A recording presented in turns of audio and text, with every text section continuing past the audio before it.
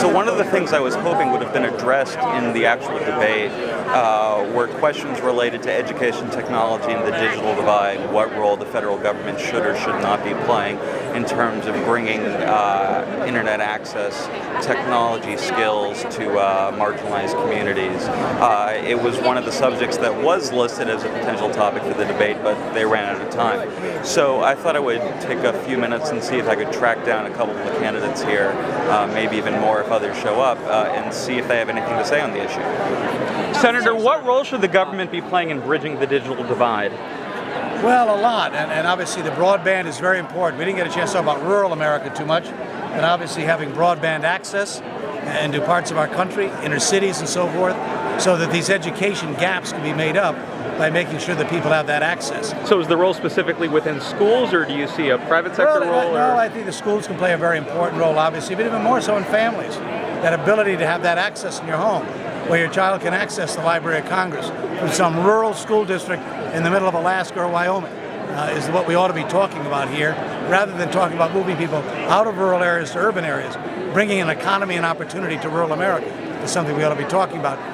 The internet is one of the wonderful ways now that allows us to reach a constituency that otherwise would be very hard to reach under other circumstances. Now, Senator. Governor, what role, if anything, should the federal government be playing in bridging the digital divide, particularly in terms of young people from disenfranchised communities? Well, it should. It should play a more active role. One, there should be a national plan to have broadband across the country to narrow the digital divide. We should have science and math academies funded to produce more engineers and up our scores of science and math.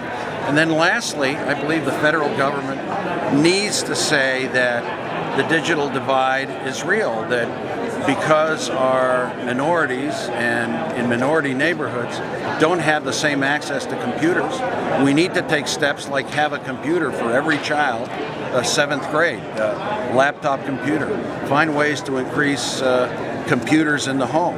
Find ways to the federal government to play an active role in not just funding some of these programs, but working with the IBMs, with the Microsofts to provide more technology, especially in minority communities. I'll tell you how I would deal with it.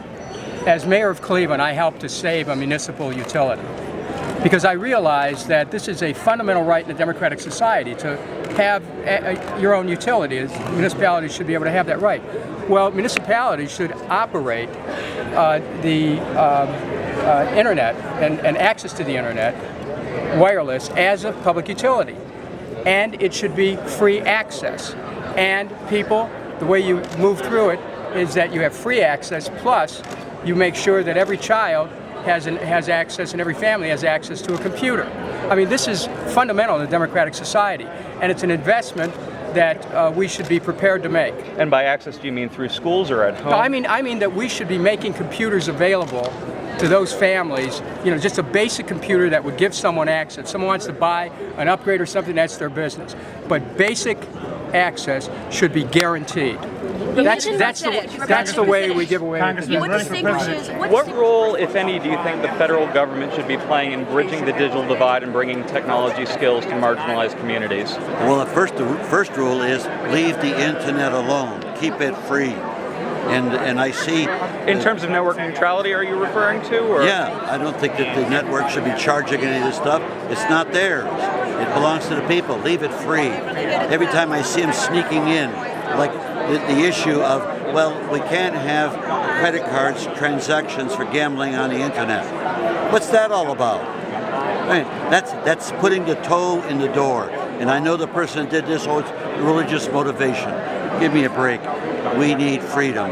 We don't need a bunch of religious fanatics telling you what you can do with your money or telling me what I can do. But in the context of education, for example, is there a role the government should be playing in improving young people's skills with the internet? No question about that. I like the idea of putting computers in every classroom,